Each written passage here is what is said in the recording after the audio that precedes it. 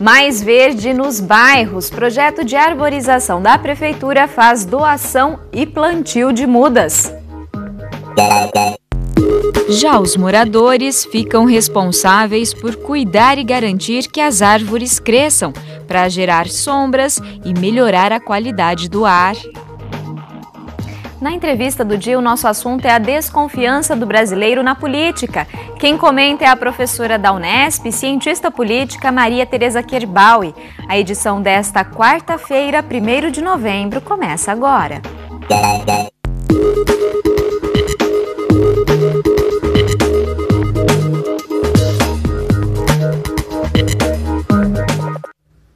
Boa noite. Quem não deseja uma cidade com mais sombras e mais verde, principalmente em dias quentes? Pensando nisso, a Secretaria Municipal de Meio Ambiente está desenvolvendo um projeto de arborização nos bairros.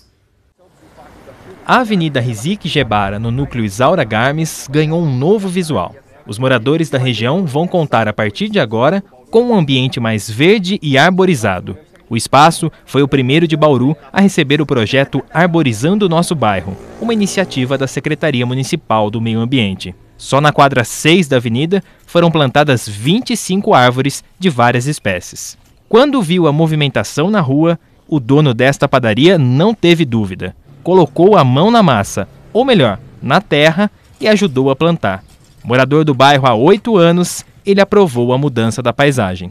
Sempre é bom ter mais árvores no bairro, então gostei desse projeto.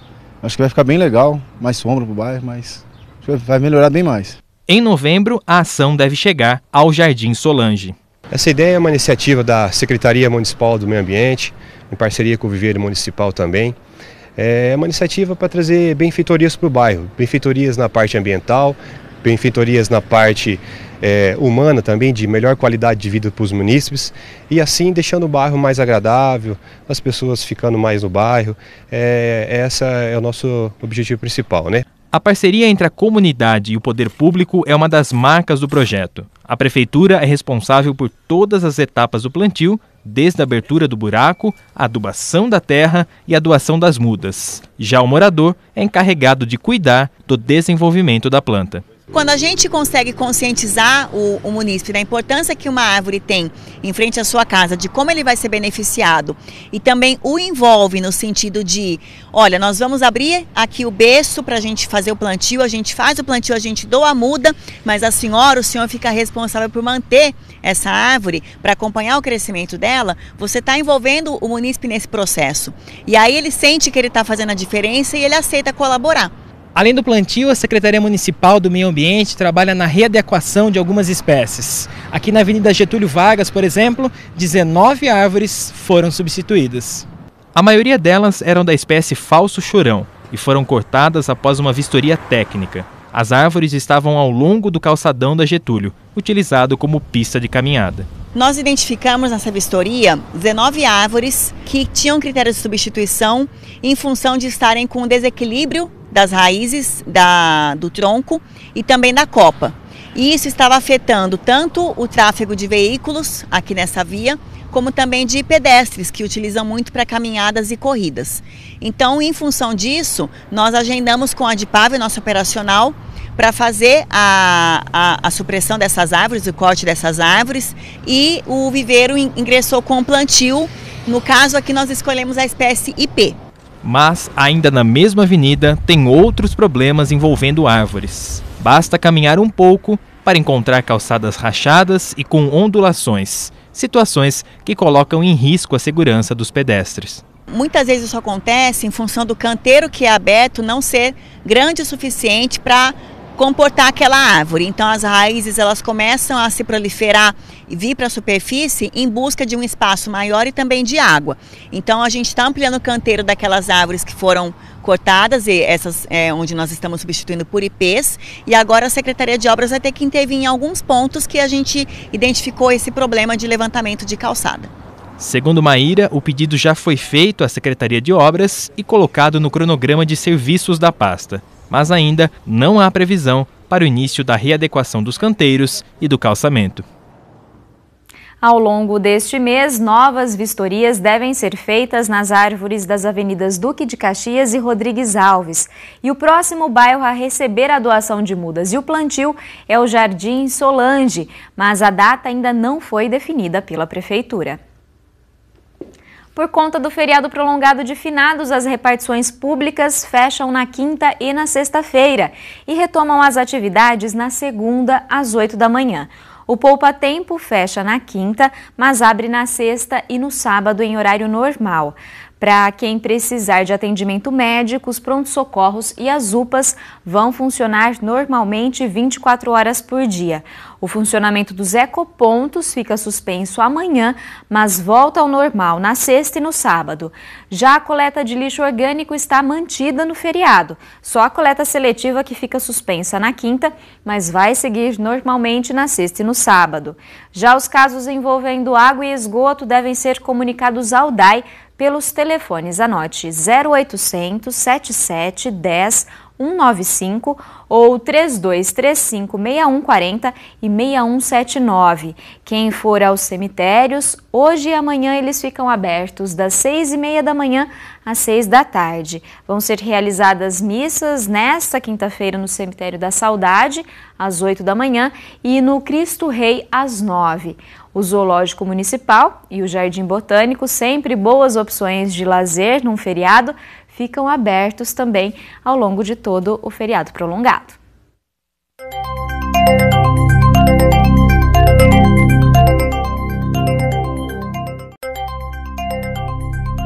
Não há previsão de chuvas na maior parte do estado para esta quinta-feira. Podem ocorrer apenas pancadas isoladas, sempre no fim da tarde. Em Bauru, podem alternar os períodos de céu aberto e sol entre nuvens. Neste momento, a umidade do ar está em 45%. São registrados ventos de 11 km por hora. A temperatura mínima hoje foi de 15 e a máxima não passou dos 26 graus. Amanhã, os termômetros devem marcar entre 14 e 29 graus. A Faculdade de Engenharia da Unesp está com inscrições abertas para o processo seletivo de pós-graduação nas 4 áreas: civil e ambiental, elétrica, mecânica e produção. As inscrições vão até 17 de novembro. Os editais completos estão disponíveis no site da FEB. Dúvidas podem ser esclarecidas na seção técnica de pós-graduação pelos telefones 3103-6108 e 6109. Depois do intervalo, a gente recebe no estúdio a cientista política e professora da Unesp, Maria Tereza Kerbaui. Ela vem falar sobre a desconfiança dos brasileiros em relação à política. Então fique ligado que nós voltamos já já. Levantamentos recentes realizados pelo Instituto Ipsos mostram que a desconfiança dos brasileiros em relação à política é alta. E para comentar esses dados, nós recebemos aqui no estúdio a professora Maria Tereza Kerbaui. Professora, muito obrigada pela sua presença, é sempre um prazer tê-la aqui. Boa noite, obrigada pelo convite e por estar mais uma vez com vocês. Professora, na última pesquisa que foi divulgada pelo Instituto Ipsos, 93% dos brasileiros disseram não confiar mais nos políticos. Isso é um reflexo do atual cenário político vivido aqui pelo nosso país? Sim, é um reflexo da situação política que o Brasil está vivendo desde 2013, com as primeiras manifestações de rua, com o impeachment da ex-presidente Dilma e com as denúncias da Lava Jato, de corrupção de políticos e empresários e as próprias inseguranças, ou a própria insegurança que o governo Temer tem vivido nesses últimos tempos.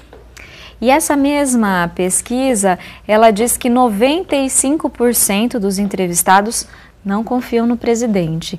Como você avalia, professora, esse índice? Esse é um índice altíssimo, né? Saiu uma pesquisa agora, esse dado é dessa pesquisa de final de semana da Ipsos, que saiu publicada.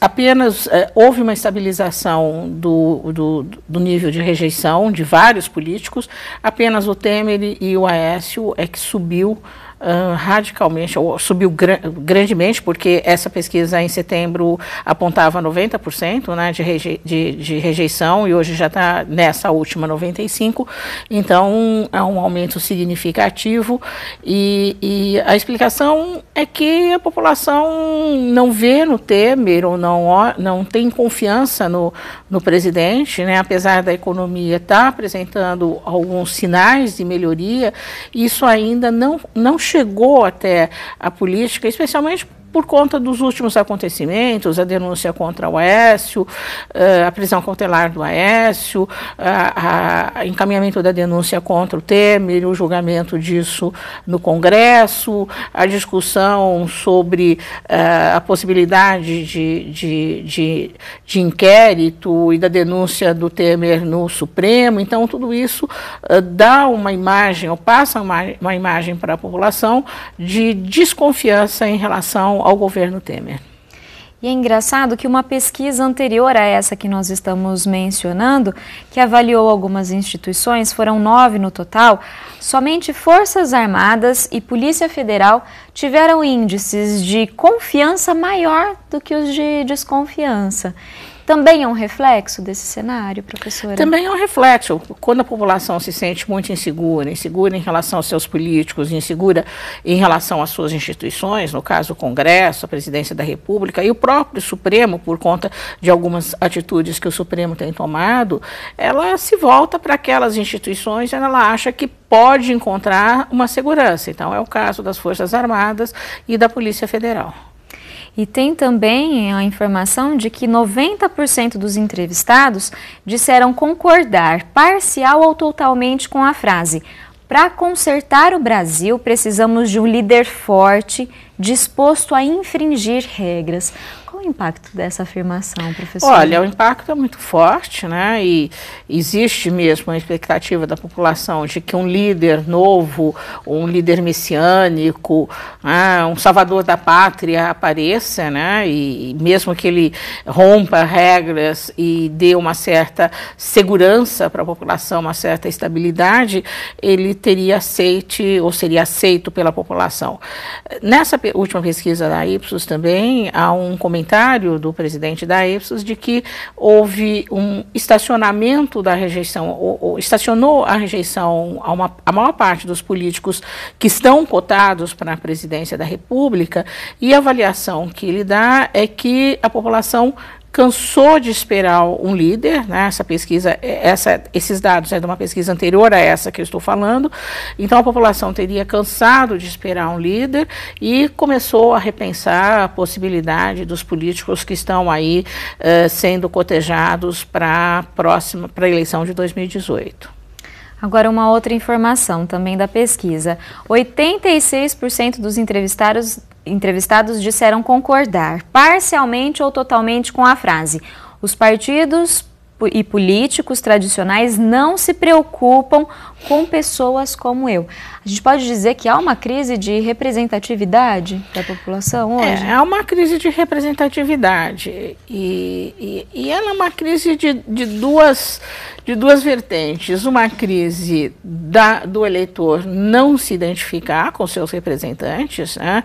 Então, a grande surpresa dos eleitores quando houve a manifestação do voto aberto, nas várias manifestações que a Câmara permitiu isso, né? Inclusive nessa última da denúncia do Temer, e há uma questão que é a seguinte, né? O representante também não busca atender os interesses do eleitorado. Às vezes atende o interesse do seu público, do seu conjunto de eleitorados, mas não o eleitorado como um todo, né? Por outro lado, o eleitorado também tem uma memória muito curta. As pesquisas que são feitas depois, logo após a eleição, né, eu trabalho em surveys que são feitos logo após o segundo turno, as pessoas não lembram em quem votaram. Elas não sabem quem é o deputado federal que elas votaram, o deputado estadual. Então a população precisa ter um pouco mais de informação e de memória para poder cobrar do seu deputado, daquele em quem ela votou, atitudes mais proativas em relação ao eleitorado e as questões do Brasil. Essa seria, então, uma forma de participar mais ativamente da política para mudar esse cenário? Sim, essa seria uma forma, inclusive saber, por exemplo, as novas regras eleitorais que foram criadas agora, as mudanças, né, em relação ao tempo de propaganda eleitoral, em relação ao financiamento de campanha, em relação ao final, a suspensão das coligações, tudo isso tem influência e o eleitor não sabe disso e muitas vezes não procura se informar sobre essas mudanças que estão sendo realizadas, né? É uma reforma, é uma mini reforma, não é uma reforma muito grande, mas que já traz alguns impactos no processo eleitoral, como já causou nas eleições de 2016, especialmente quando foram suspensas ou proibidas os financiamentos de pessoas jurídicas, né, de empresas. Então, fundamental estar sempre acompanhando, né, professor? Com certeza. Muito obrigada pela sua participação com a gente aqui hoje. Também. Muito obrigada. Por hoje é só. Acompanhe as nossas reportagens e entrevistas também pelo site da TV Unesp e pela página no Facebook. Um bom feriado para você, mas a gente se encontra aqui amanhã no mesmo horário. Tchau!